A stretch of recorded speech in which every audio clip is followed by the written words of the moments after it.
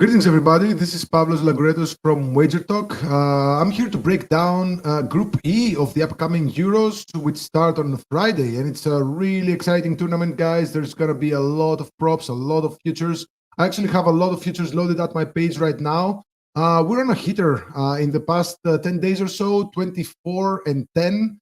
That's a 70% win rate. That's pretty good. And we're hitting up ahead of the most important tournament in Europe. And we're here to break down Group E, as I said. Before our breakdown, I want to make sure you guys already subscribe, follow, and like to all our videos. Mention in the comments below if you like or dislike our futures, and if you have something else that you want to mention. I always look at the comments. I always try to interact with you guys.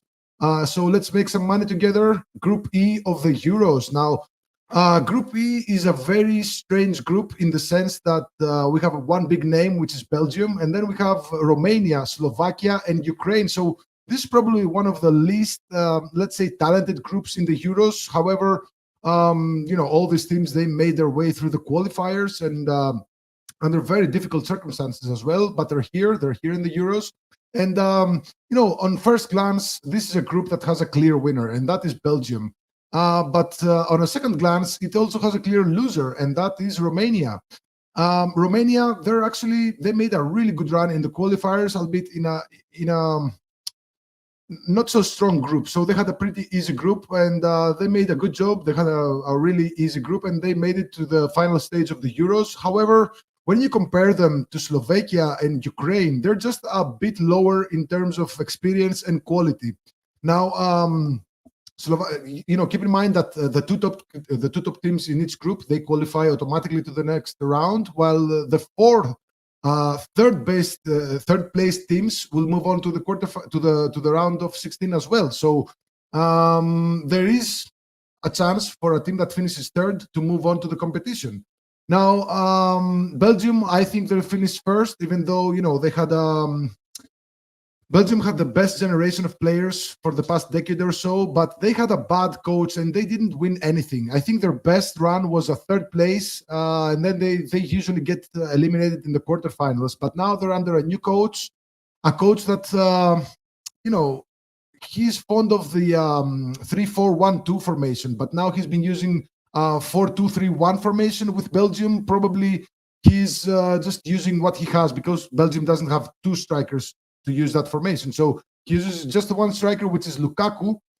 So I do think that one way or the other, Belgium will finish within first or second. Now, Ukraine, they have a really good generation of players as well. They were, what's happening in Ukraine. They didn't have a chance to play home matches on home soil. So through the qualifiers, all their home matches were played in Germany. So that tells us two things. First of all, they're accustomed to playing away from home.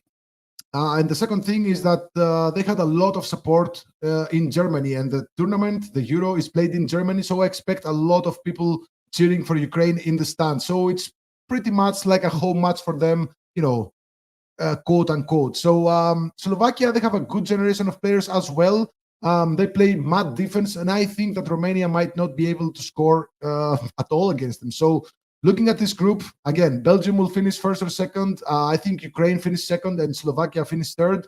I think Romania, they have the least experienced and the least quality in their squad. So I think they'll finish last. So if you look at the props, you'll find bottom place for Romania at plus 175 at DraftKings. I think there is a lot of value to be had there.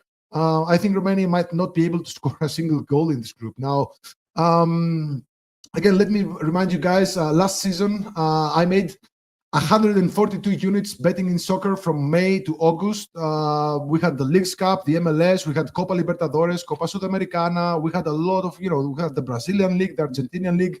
I know these leagues. They're in my bag. We made 142 units last summer alone, not last season, last summer from May to August. So this season, we have a nice promo for you to get all soccer plays from now till the end of August for a discounted price.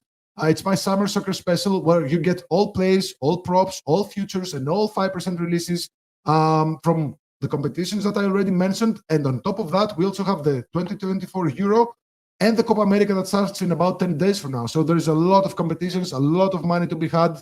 a lot of money to be won, a lot of futures and a lot of props already loaded at the page. So go to my page, wt.buzz/pl, and you'll find, you can also find that in the deals page as well. Now onwards to three other plays I have from Group E, and I'm going to start. I mentioned Belgium.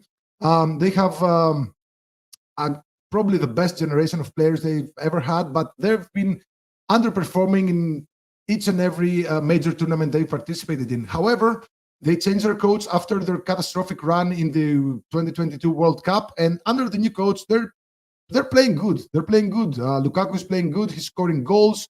So I think this is a group where I see a lot of goals. To be honest, I see a lot of overs, especially Belgium against Ukraine is probably going to be a match with 3, 4, 5 goals. So no matter if Belgium move through the group or not, I think Lukaku can score maybe a couple of goals against Romania, maybe a couple of goals against Ukraine, maybe one against Slovakia. So you don't need a lot of goals to find yourself, winning the Golden Boot. So I think Lukaku to win the Golden Boot at plus 1600 at DraftKings. I think that's a really big price for a player who, yes, he's not had a great couple of last seasons. He's been moving from Chelsea to Inter Milan. Now he's back to Chelsea. He's probably not going to stay there.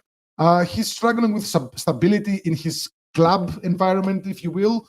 But whenever he plays for Belgium, he's always showing up. So with all the supporting roster Belgium have, I think Lukaku has a great opportunity to become, at plus 1600. I'm willing to take a shot with Lukaku to become to win the Golden Boot in these Euros. Another player for Belgium that I want to discuss is Jeremy Doku. He plays for Manchester City. He's a really, really talented player. He plays down the left wing. He terrorized opposing defenders with his dribbling, with his pace, with his overall technique. So there is an award that is given to the. It's a fairly new award. Only in the last two editions of the Euros, this award has been given, and it's the UEFA Young Player Award. It's given to the most influential or most impactful player, if you will, that is aged 22 and under. And Doku had a really terrific season for Manchester City. He's going to start, of course, down that left flank for Belgium, and I think he's going to have a pretty easy job against this Romania defense, which is kind of slow.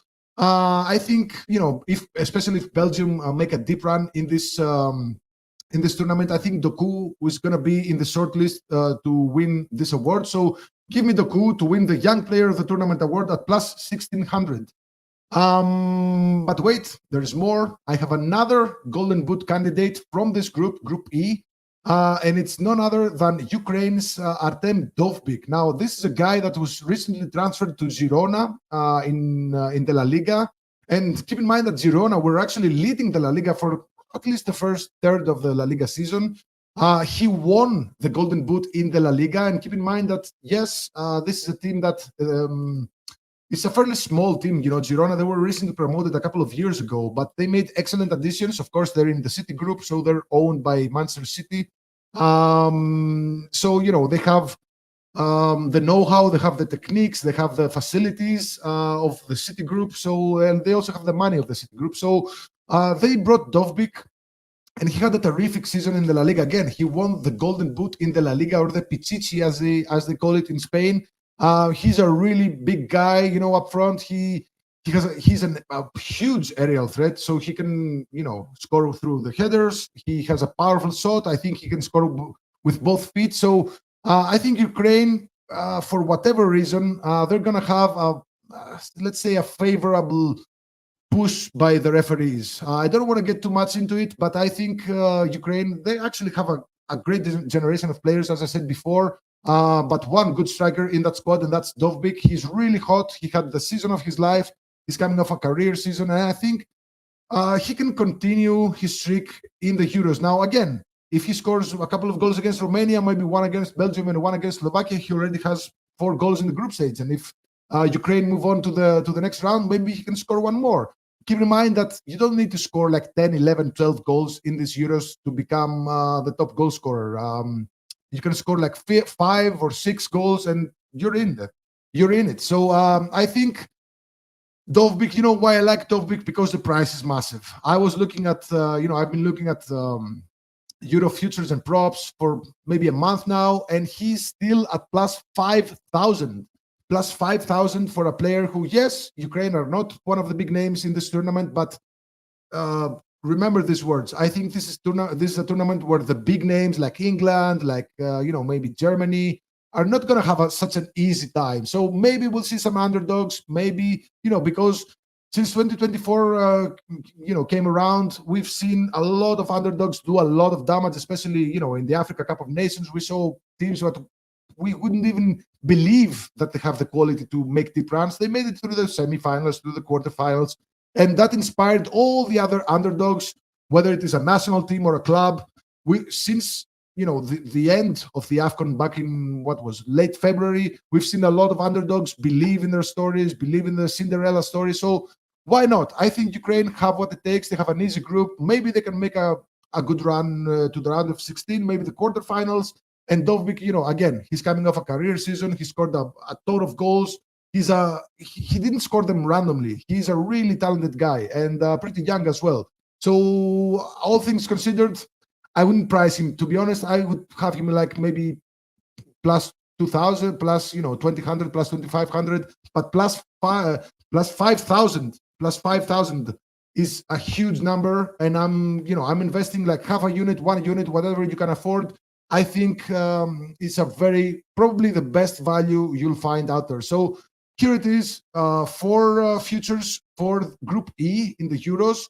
Like and subscribe in this video. I'm going to be doing more videos like this, probably a group breakdown like this one as well.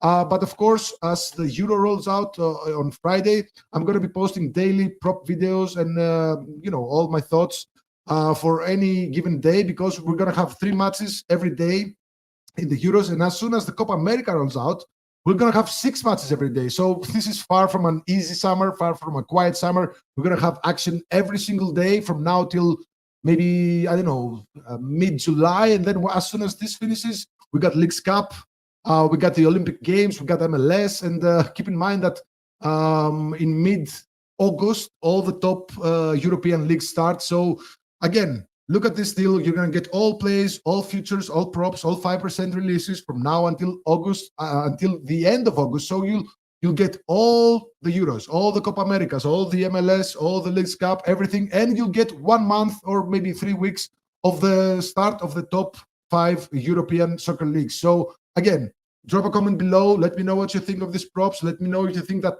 plus 5,000 on Dovbik is a crazy number. And subscribe to our channel because we have some actionable information on multiple sports. Good luck and take care.